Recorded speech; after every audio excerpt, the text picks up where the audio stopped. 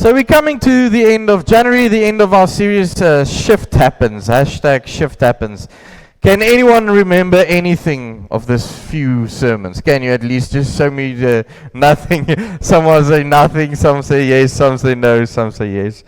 So let me just quickly run through it. So I came up with the idea of Shift Happens because January we all make these plans of a new year. We want to do this new year and it's going to be great and we're going to do everything.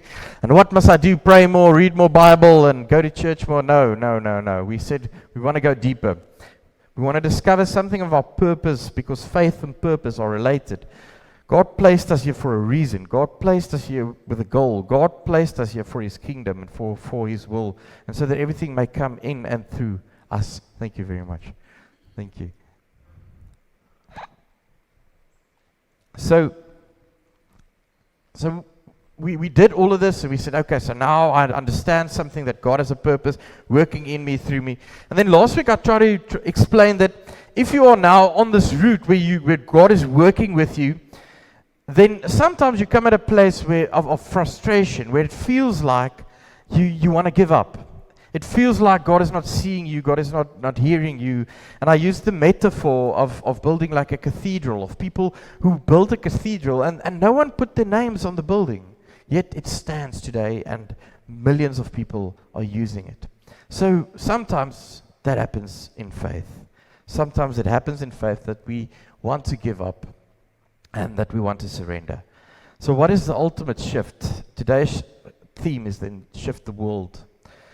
And this is such a big task, shift the world. I mean, and I always think about it, and I speak with my dad and other theologians, and we speak, shift the world. I mean, there's so much work, and Luke says it. He says, I send you, die oes is groot en die arbeiders is min. I send you into this world, and there's so much work in this world that you sometimes feel like, what should I do? What can I do? How can I shift this world? I mean, I know I can give out Bibles, I know I can preach, I can do a few things, but today I want to take one aspect and say, let's say one aspect of what I can do in this world. So we know about God has a plan sending us into this world.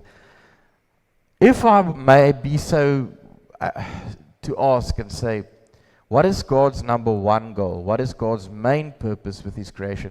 What is the most important thing for God? What do you think is the most, if we were to ask these questions and say, Lord, what is the priority number one for you? We could have a few answers, and they are all right.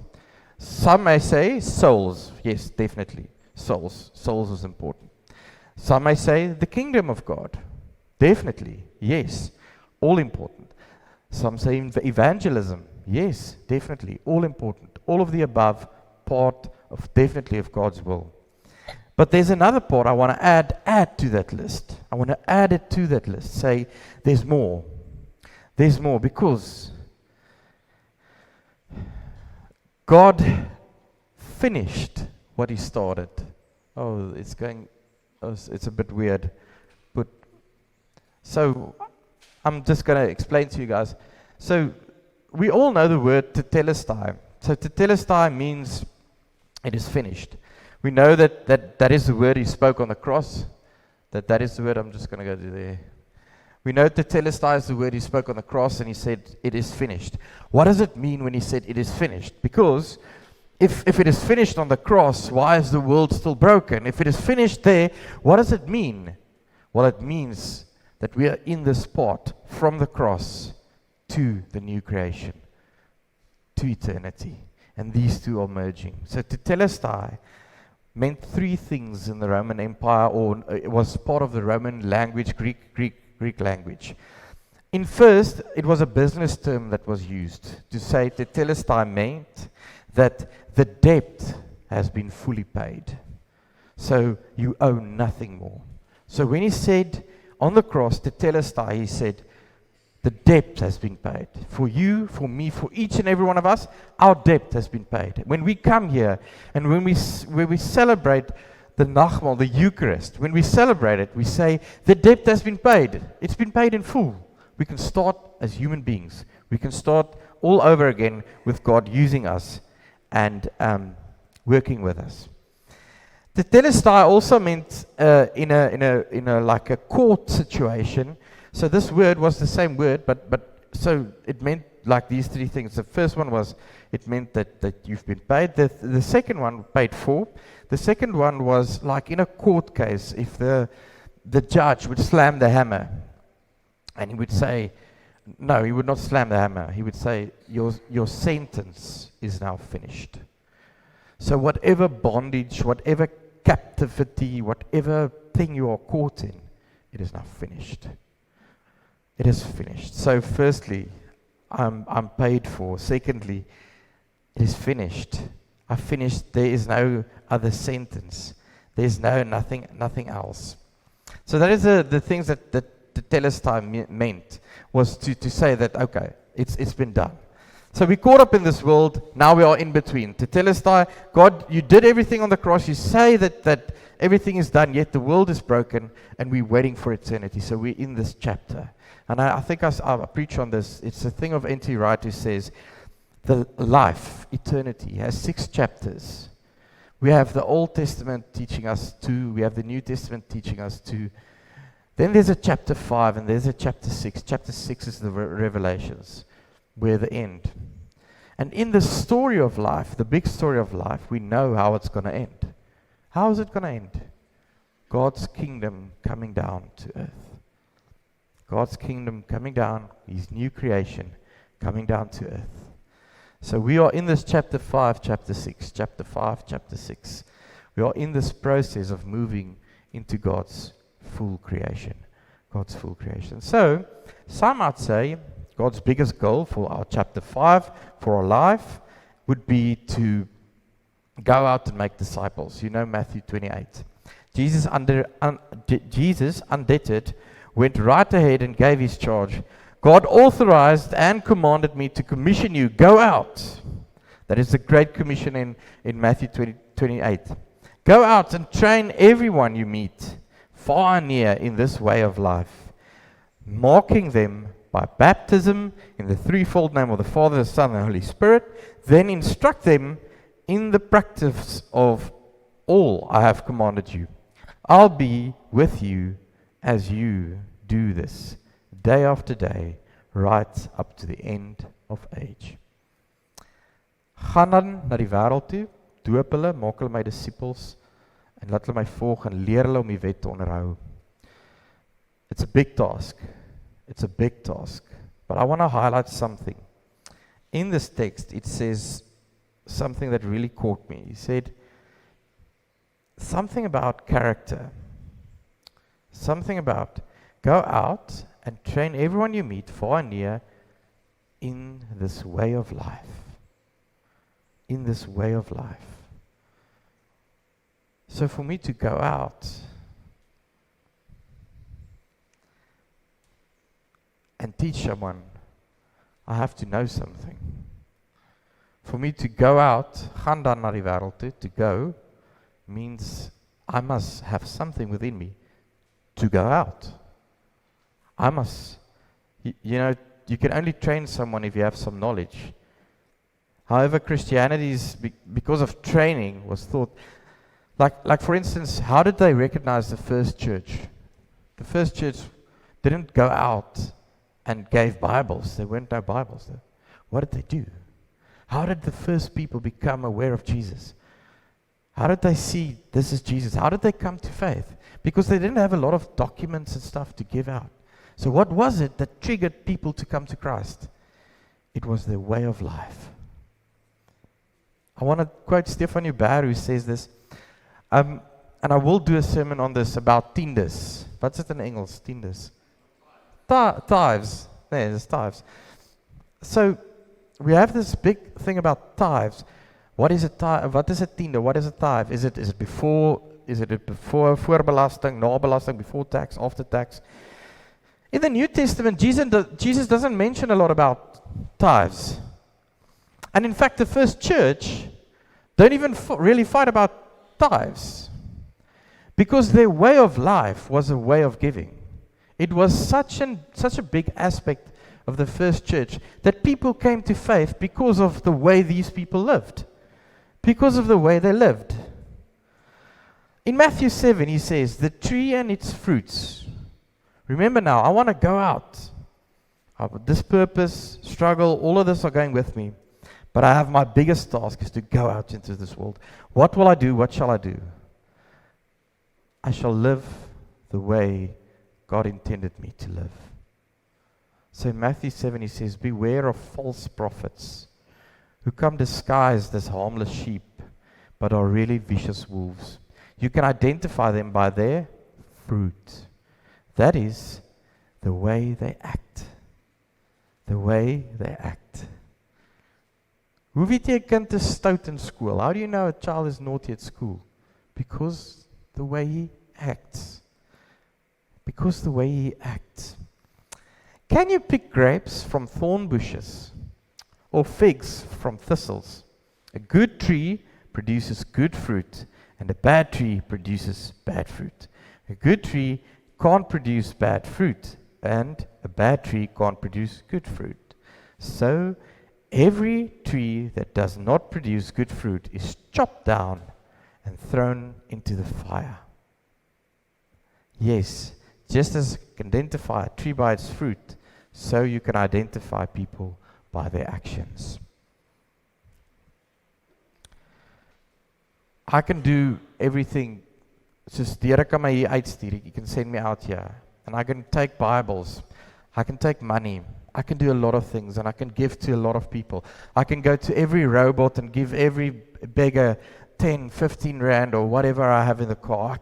I can do all those things. I can read my Bible and preach my Bible, and I can do these things. But the biggest mark and the biggest thing that changes people's lives is your character, is your way of living.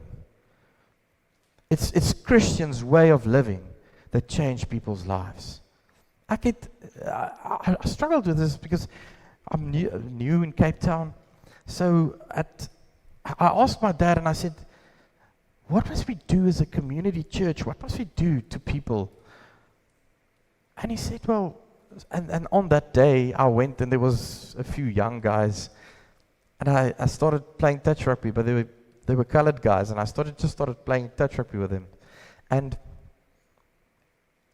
he said, maybe that is the gospel.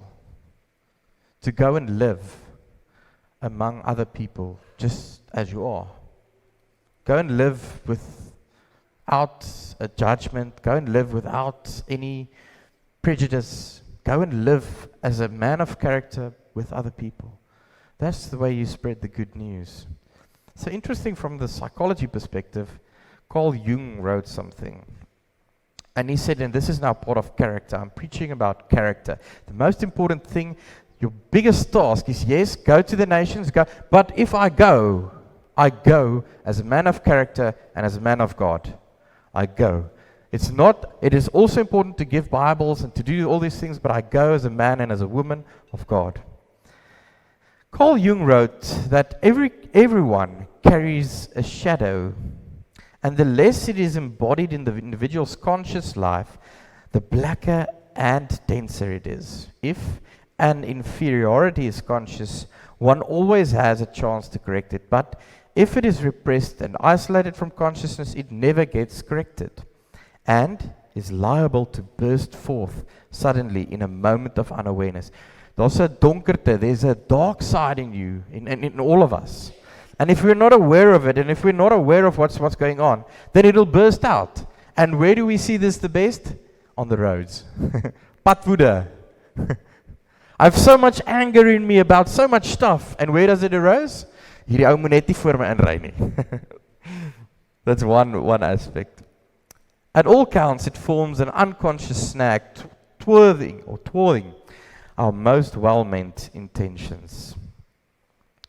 So we have this presentation. You see Willem today.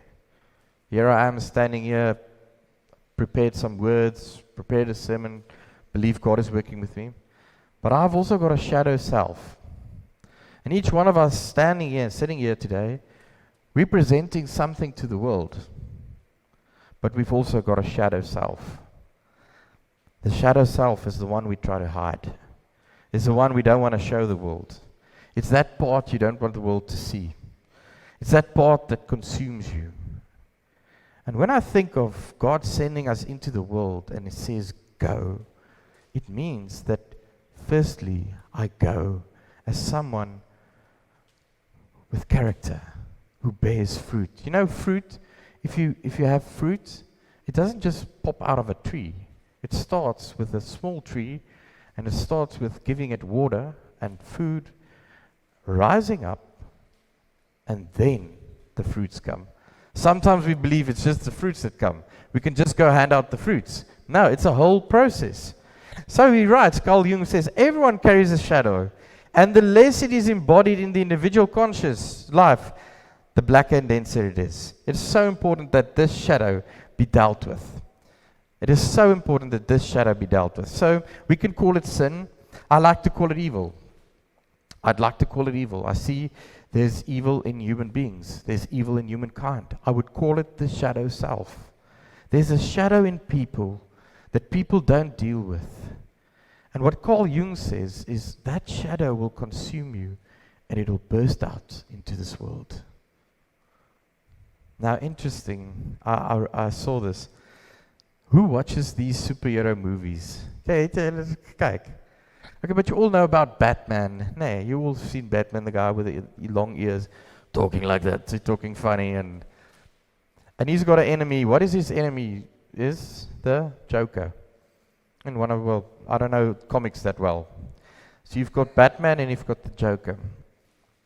But the interesting psychology behind it is you've got two individuals. So the Joker has he has a smile that he put on his face, that he actually with a knife he scarred himself. And some say, well, there's no different speculations that it was an accident. But the fact of the matter is, his face represents something. His face represents a painful backstory. He's wearing this face as a painful backstory. And what is his goal? Is the painful backstory must be carried into this world. That's the role of the Joker. The face he's portraying is that painful backstory just going into the world. Then you have Batman, if you read about him, he lost both his parents in front of him, shot dead both, also having a bad backstory. Yet, he chooses to change his life, to say, if the phone rings in church, you have to buy everyone pizza. That's our rule, that's our unwritten rule. That's our unwritten rule. So we've got these two characters, the Joker and Batman, both with a painful backstory. Yet one chooses to carry the painful past into the future, and the other one chooses to say, the painful past will stay behind. I will create hope for the future. That is character. That is a way of living. We can go, we say we have this purpose in life. Ons het nou gesê, Bible, ek gaan nou regtig this year, I'm really going to find God's purpose. I'm going to do a lot of things. I'm going to see the way the Lord sees. The biggest shift that we need to make, of all the shifts, to shift the world means to shift myself. I cannot shift the world if I cannot shift myself. I cannot go into the world and fight for peace if I don't have peace in my heart. I cannot come preach about peace when I have war inside of me, raging inside of me. The biggest shift should maybe be the fight inside of us. As Carl Jung says, that the dark, the shadow self, to finish and to heal that shadow self, so that it doesn't represent itself. As Matthew says, beware of false prophets. They disguise themselves as sheep, being vicious wolves. As Christians, we can disguise ourselves as sheep sometimes. We can go. We can hand out Bibles. We can do a lot of things. But the true question is, what fruits do you bear? Is it vrugte, or is it ripe fruits for this world? So it's interesting, these things, and I think probably doing some counseling and stuff, what I realized is that shadow self is so embedded in us. We try to run from it so much. But once you start to face it, and I've really learned this.